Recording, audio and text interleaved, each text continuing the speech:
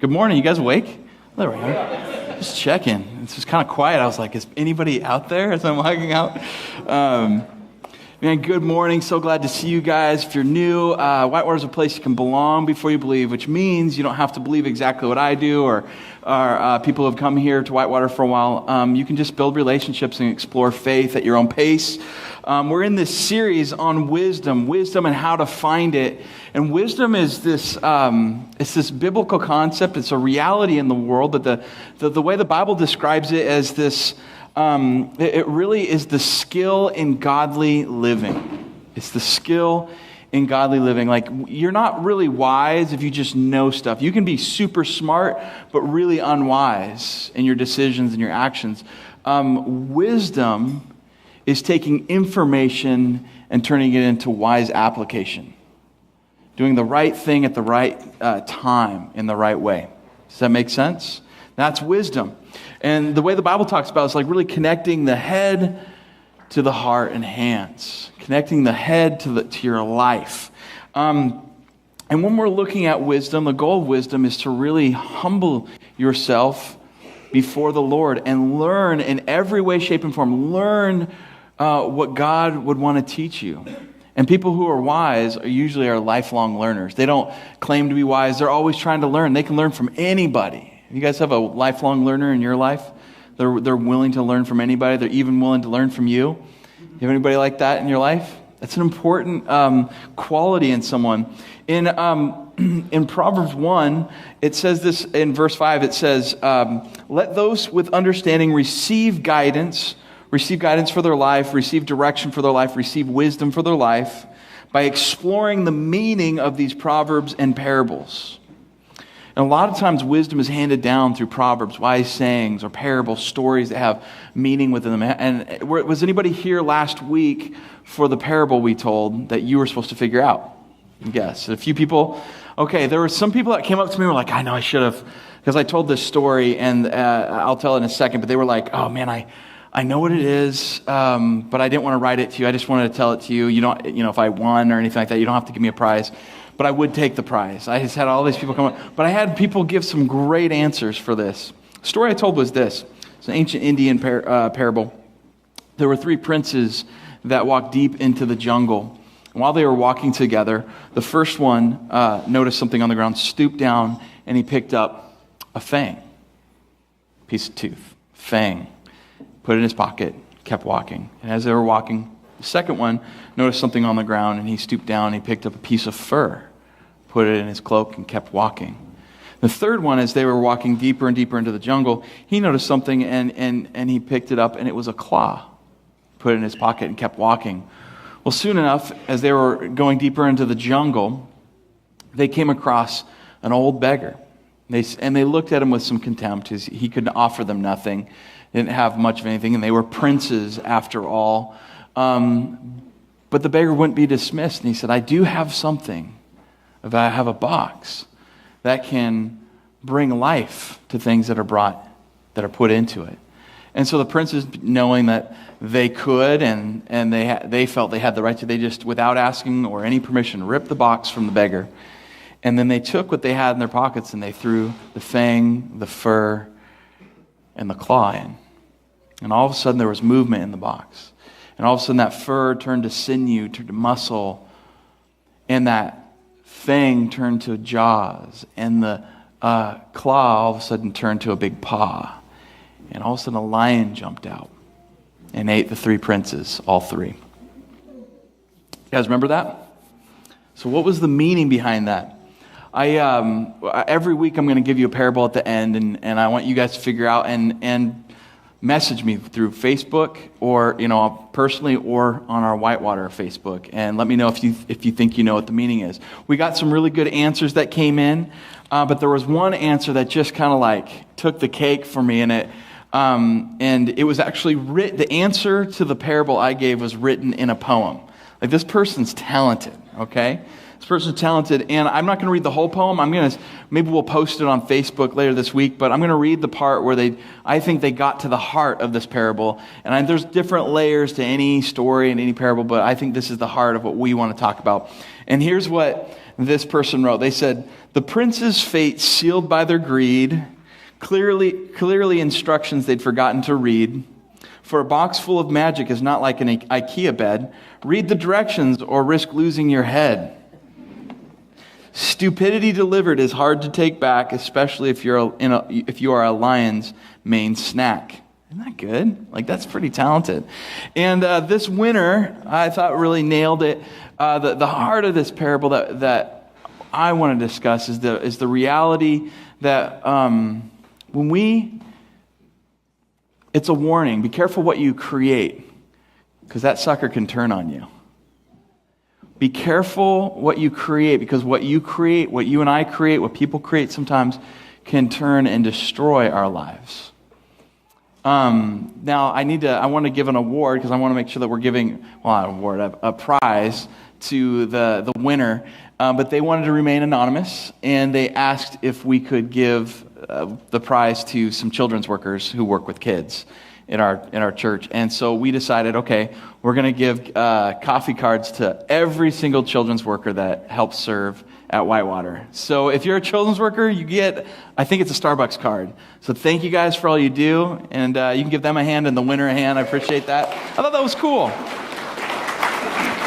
And if you want to sign up for children's and get a coffee card, you can sign up and do that.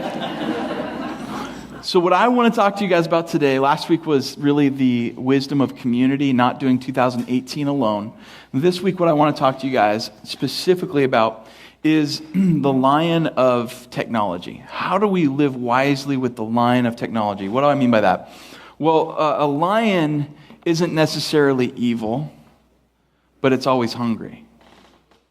Technology isn't always necessarily evil, but it's always hungry. Can I get an amen? This is true. And like in the story, we live in a world, we live in a technological age. I mean, we have tech everywhere. Engines are running everything. There's screens on everything. I mean, we're given orders on screens and engines, and everything's motorized and automated, and we live in a technological world. And we have a world where people have created technology for ease of life and to do things, and things that we could never have imagined years ago. And it's continuing to grow at a rapid pace, so fast that sometimes it's hard to keep up with it, like knowledge-wise. It's hard to keep up with it ethically, like how do you handle this stuff wisely and well. And so I think technology is like those pieces, like the fur and the fang and the claw, that like we've taken natural resources and sometimes actually quite often countries and groups that have money and they have the ability, they'll take from someone like the beggar, they'll take from someone who has less or a country who has less and create something. But oftentimes, without thinking about the consequences, without thinking about the results, and a lion isn't necessarily evil, but it's always hungry. And we can create things that start to turn on us and destroy our own lives. And technology is one of those things we need to be wise with. Are you guys with me? Okay, so I'm going to go through 4 things with you guys, and I want to keep it really basic as we go through this. But how do we live wisely with the lion of technology so that we don't get eaten? So the first thing I want to talk about is don't let the lion eat your whole life. Don't let the lion of technology eat your whole life. Technology has addictive qualities. It's got, just like anything, has good qualities, has bad qualities. Some of the hard qualities, I have a friend who's writing a book. His name's Daniel C. And if you probably don't know him, he's a really good dude. He lives down in Tasmania. It's not in America, just so you know. But he writes this. Here's some things on the darker shadow side of technology in general. And we're going to, for our purposes, we're also going to focus primarily on like personal devices, social media, because we could talk about a lot of things with technology, but I want to zero in real practically. So the first thing, one of the things he wrote that I thought was really good and true is social media decreases happiness by creating the impression that everyone is happy. Think about that. Social media decreases happiness by creating the impression that everybody's happy. Everything's great. I got to be like that person because they got their life together. Number 2 is social media takes time from activities that increase happiness, face-to-face relationships, exercise, spiritual growth, learning and reading books, like just things that are good for our development as humans, social media can actually begin to consume that time for those things and actually make us less happy. Number 3 is social media is reducing sleep in our world, which reduces mental resilience and happiness. My wife is the mother of a 5-month-old and a 4-year-old, and she's back at work full time, and the baby wakes us both up, but who does he want most? Mama. And I'm telling you, don't try to get between Sarah and her sleep and Sarah and her boy. Those are two things. And she loves sleep. And it's like so hard to get. We live in an age where people are getting less and less sleep. They're having less and less resilience, patience, and focus because we're giving so more and more time. We're exchanging FaceTime with people for screen time. Now, I'm not here to say that like there's all these evils of technology. There are good things with technology. I mean, some of you guys have found Whitewater because you saw like us on the website, or you had a friend mention us on Facebook. There are good things that come from technology. We can communicate really quickly together. Education, knowledge can be transferred across the world. I mean, there are good things that come from technology. Memes. I mean, what would the world be like if we didn't have memes? Power-packed statements that people like to put on things.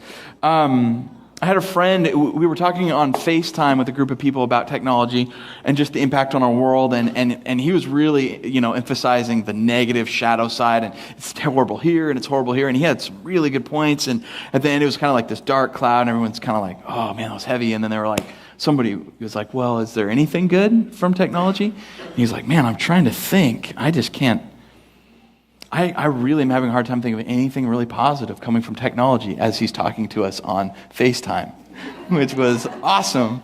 And someone was like, what about FaceTime? And he was like, he just didn't want to admit it, but he was like, maybe. Maybe.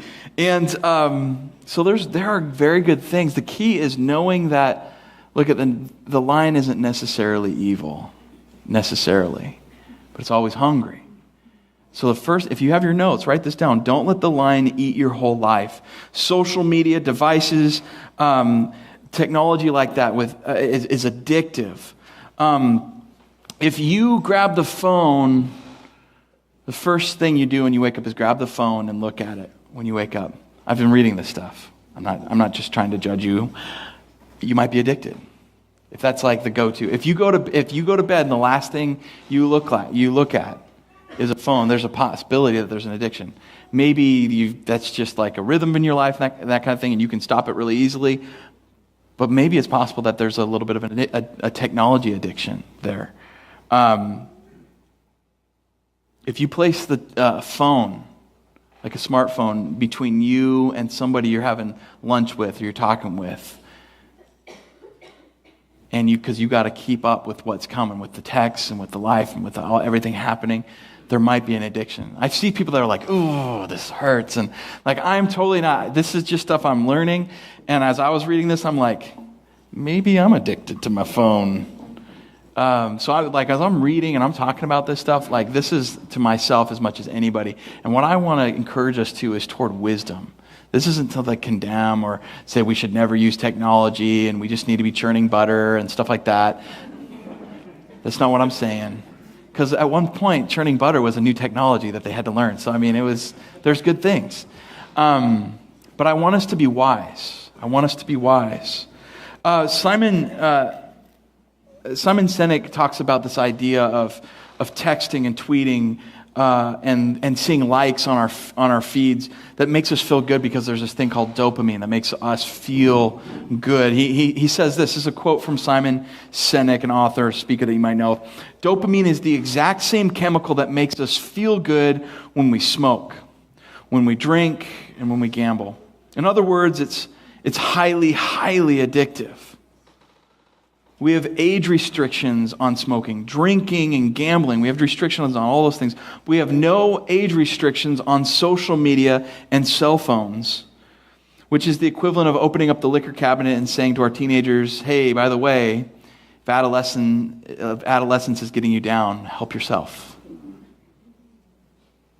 I was like, really? That seems a little harsh, a little black and white. Like, technology can't be that bad. My daughter, my in-laws gave her this really cool Kindle. She loves it, but, it's just not that bad. And then this morning, I forget exactly, I was like, I think I needed to take it to look at it. I don't think she had to ask permission or something. And then she transformed. It was like, precious. She was just like, and I was like, whoa. I was like, Sarah, it's happening again. Because we've seen a little bit of this. She's like, is she the monster? I was like, yes. And we've got good things on that, like learning puzzles and logic and, stuff for kids to learn on these apps. And there's like some shows that she watches. But like, man, if that thing gets threatened, she went around stomping the other day. That was mine. You had no right to take it from a 4-year-old. That was all mine. Like, and we're just like, whoa. Monster came out. I was like, can you believe what's happening to our daughter? She's like addicted to that thing. And then Sarah like grabbed my phone. She said, really? And I said, you give me that phone. Give it now.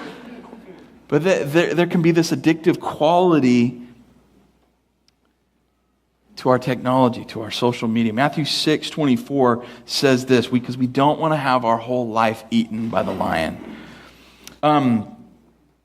It says, no one can serve two masters, since either he will hate the one and love the other, or he will be devoted to the one and despise the other. You cannot serve both God and money. And I think today's world, you could also say you cannot serve both God and technology. You cannot serve both God and all the craziness that is drawing us onto the worldwide interweb or onto your Facebook or your Instagram, your Twitter, whatever it is, your ESPN app. I don't know.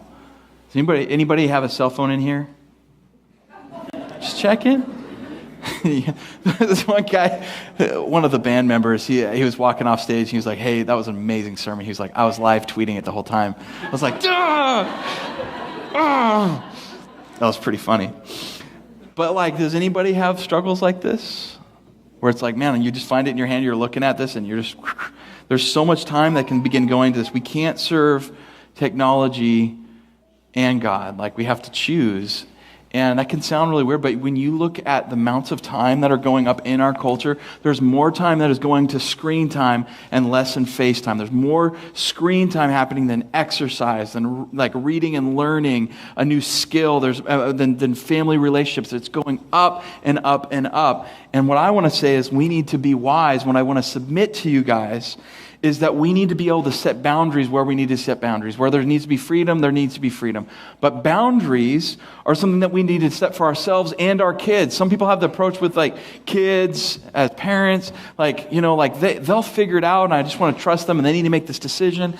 And it's just, to me, so unwise. Like, you wouldn't do that with like a cigarette and be like, here's a cigarette, little 5-year-old. Hope you figure out how this works and use it safely. You want to hand them a beer and be like, hey, I hope you figure this out. You want to hand them a nail gun and be like, okay, be as safe as you can be and be really wise with that. No, don't we put boundaries around that stuff and laws around that stuff? Because we know that sometimes at different ages, we can't handle that. And sometimes we as adults, if we're honest, there are certain things in our life that we either need to put a boundary for a season or a boundary for maybe our whole life. Maybe like a certain kind of substance, a certain kind of drink we can't participate in because like it's got my heart. It's got my gut. It's got my life. My life will be ruined by that. We have to recognize that. And so what I want to encourage us to have is wisdom. I want us to be encouraged to have wisdom with our kids.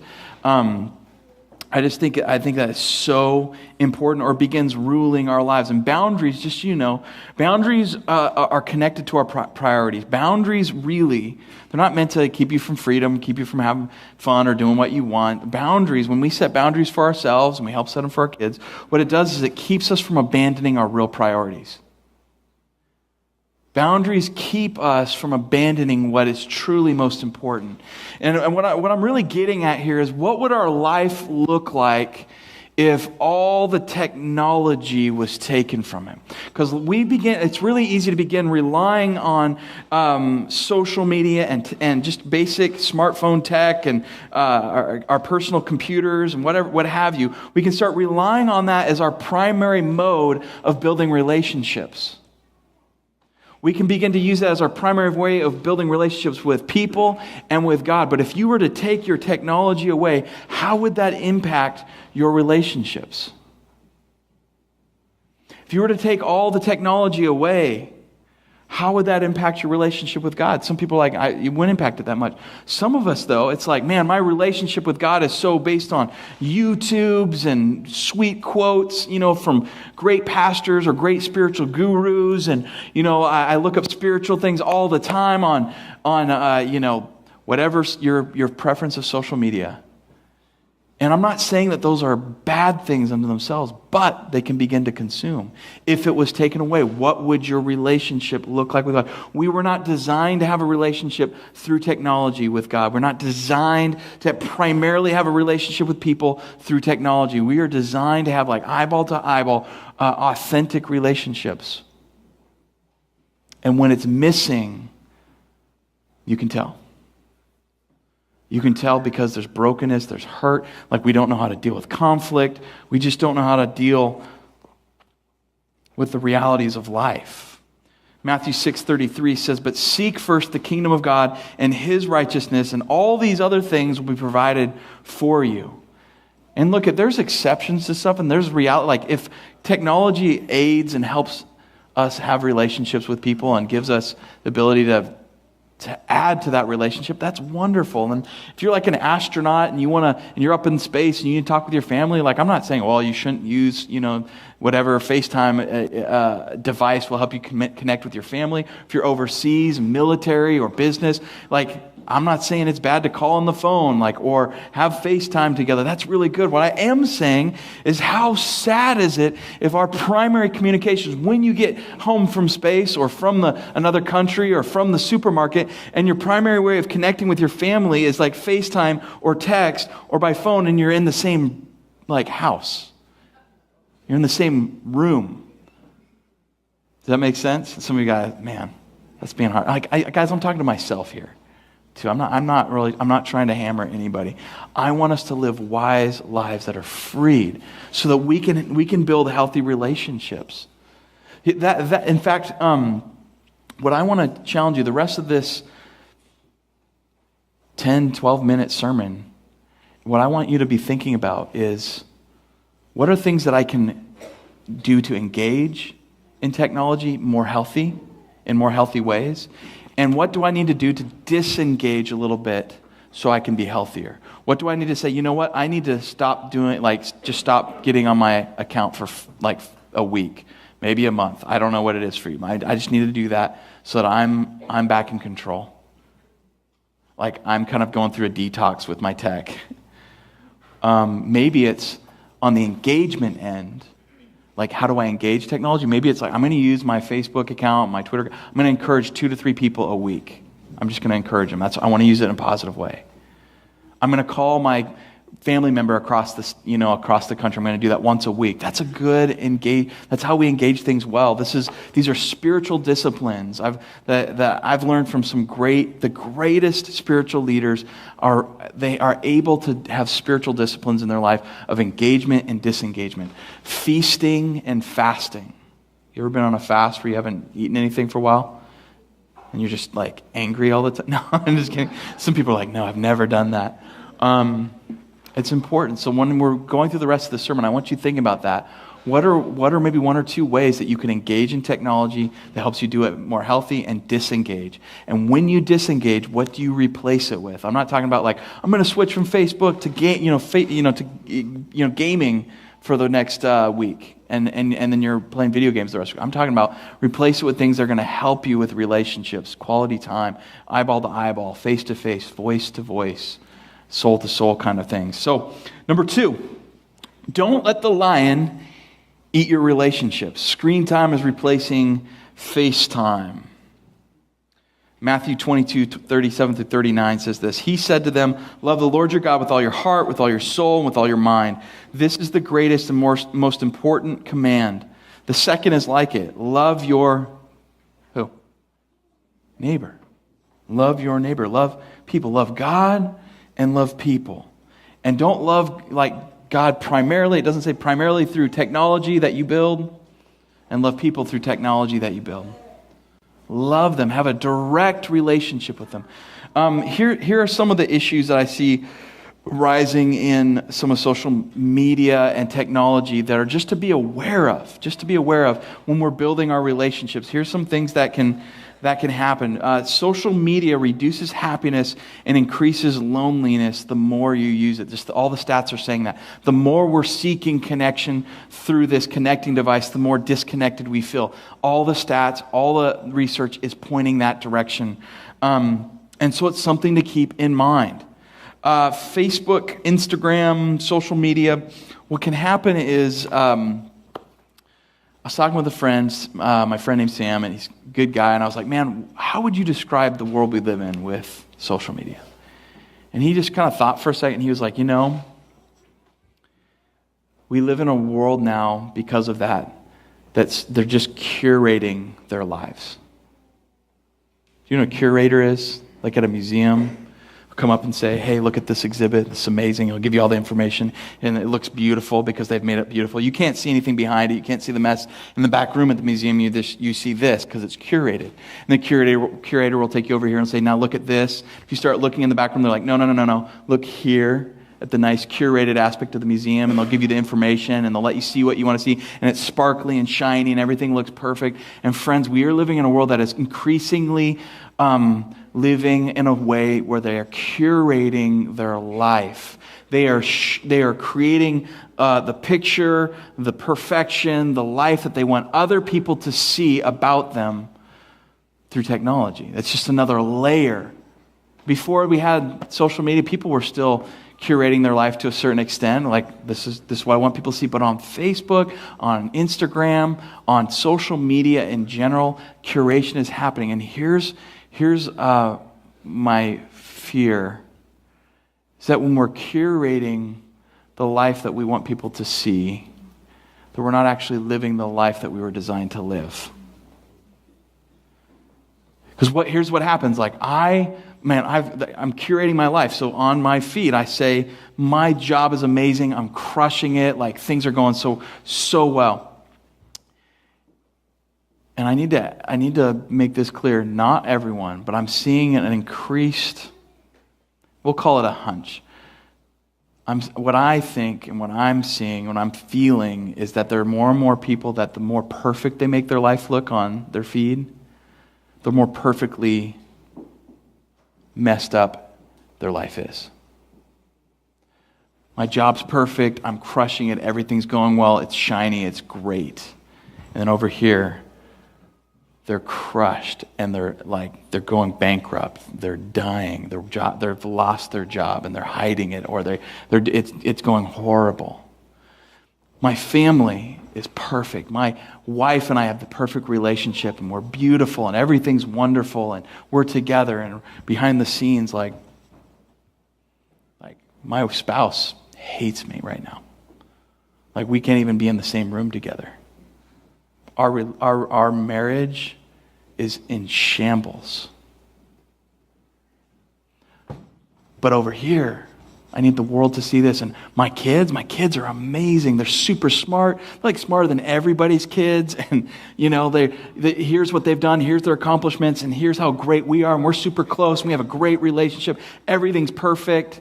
But then over here, we'd have no relationship. My kids are addicted to this, and this. This is the struggle. Like school is not even an option anymore. Like all this stuff is going on, and they're curating a perfect life that doesn't even really exist. Are you with me? And my fear is that this would be a trend rather than living authentically before people saying, I I don't have to create this perfect world. Because that perfect world, when other people see it, they start getting jealous, saying, man, my world needs to be perfect. And so they start trying to emulate and saying, well, here's the cool things going on in my life. And like all of a sudden, we're not talking about anything real. There's no heart to heart. It's all passive connection. People have to pretend that they don't know information about that person that they read on their feed, because in real situations that might be awkward, and so they have to pretend things. So that like weird passive relationships start forming, and it's so much easier to create a curated life built on text and digital. It's like this digital mirage. It looks really good, but it's fake. And here's my biggest fear, is that we can start believing that if I can fool people and to believing that my life's perfect, then maybe I can fool God.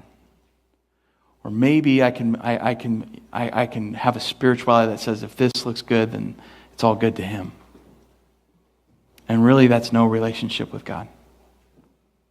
And that's what scares me. We are designed to have a relationship with the creator of the universe, friends. Like He wants a relationship. Like technology, like YouTube, learning, all that stuff's great. But that is not a relationship personally. Like, how many of you guys want, with the person you are closest with, want them to just know about you through what you post or what they can learn on the internet, versus to know who you are inside out and accept you and be there with you and be eyeball to eyeball, stick with you through hardship. So I'm telling you, this world, the digital mirage, people come and go. The digital mirage, people will post things. I mean, I've seen people even post things like, man, I love my mom and dad. I just want to thank them for how wonderful they've been. And their parents aren't even on that aspect of social media. They don't have Twitter, Facebook, or Instagram. So who are you talking to? Who's that message really for? You? Friends? And I just want to call us back to living a wise life where we can have relationships with one another. We prioritize people. We're not going to do just the passive thing. We start putting habits and boundaries in our life. So like maybe the phone needs to be like somewhere else when we get home from work. Maybe the phone needs to be charging in another room. I'm preaching to myself, guys. I am preaching to myself. Maybe it needs to be in another room when it's time to sleep, so I don't wake up and just look at it immediately. Man, I kind of got going on that. Here's the last 2 points you can write down on your notes. Don't let the lion eat your mind. Proverbs 14:8 says this, the wisdom of the prudent is to give thought to their ways, but the folly of fools is deception. It's saying like, if you want to be a self-deceived person, don't think about where you're headed. Don't think about the way you think. Don't think about your decisions. Don't look back and look at the patterns of your life. But if you want to be wise, give thought to your ways. Give thoughts to the way you think. Think about what you think. And I mean, I could look at Novella with her Kindle, and I could be like, Novella, you need to think about the way you're thinking about that. And she'd kind of look at me like, huh? I'm telling you, as adults, we're not much different. Let's think about how we're approaching technology. Let's think about how we approach relationships and people. Where are we putting our energy? What is this doing to my soul? What is this doing to my relationships? What is this doing to my heart? What is this doing to my mind and the way I think and what I think about and what I worry about and where my anxieties are coming from and what is going on in my life? And if we're willing to confront that and say, God, show me, help me see this, help me to have a sober mind and be realistic, and all of a sudden, change can start happening. We can start making wise decisions about where we need boundaries or where we can have freedom. We're doing well and what's going well and what's not. Think about our thinking. When I say some of that, some of us are like, huh? Think about our thinking. Ask questions. Last one here is don't let the lion eat your heart. I'll finish with these few thoughts. It's just as technology can capture and corrode our hearts. And it's not really, here's the thing, it's not really the technology. That's just like the means. But our heart has made that its master. You can only serve two masters. When we start serving that more than we serve God, when we start giving our time, talent, treasure, energy, life away to these other things, it means that we have a heart issue. Our heart is grabbed onto that. And God teaches us here in Proverbs 4:23, guard your hearts above all else. Guard your hearts. Guard your hearts, for it is the source of life. And the way we guard our hearts is focusing on Jesus, focusing on God, taking time to worship, building our relationships that matter, building our relationship with God so that we're close with Him, and our focus and our love and our passion is focused on something higher. Technology isn't an evil thing unless we make it, but it's always hungry. What are we giving our hearts to? My friend Daniel, who's writing a book on technology, wrote this about loneliness. This is about how badly the human heart can be captured through technology. He says, loneliness. 31% more 8th and 10th graders felt lonely in 2015 than in 2011. This is a monumental change in just 4 years. 31%. Depression. 56% of more teens experience a major depressive episode in 2015 than in 2010. 56%. Depression. Suicide. Teens who spend more than 3 hours a day on electronic devices are 35% more likely to have at least one suicide risk factor. That just breaks my heart. Technology is not, there is good and there is a shadow side. But we as humans have to recognize we have these hearts and we set them on things. And when we do, we have to ask, what is it doing to my soul? Guard your hearts. Guard your hearts. Guard your kids' hearts.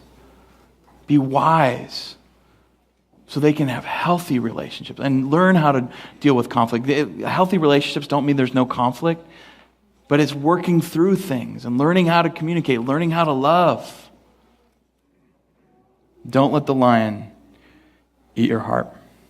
I want to encourage you, as you learn to engage with technology, to think about it. How can I engage with it in healthy ways? Encourage people, love people, connect with people, but not make it the primary thing. And then if you need to disengage, where do you need to disengage? Whether it's for a season or for maybe a more permanent thing. What does that need to look like so that you can love the people that God has put in front of you, so that you can be present in the moment, so that you aren't buying into something that's making you sadder and sadder, buying into something that's making you less and less connected and feel worse about life as you're trying to feel more connected, as you're trying to feel happier, because technology makes promises that it can't deliver. The only one that can deliver on true connectedness and the eternal things of the soul is God.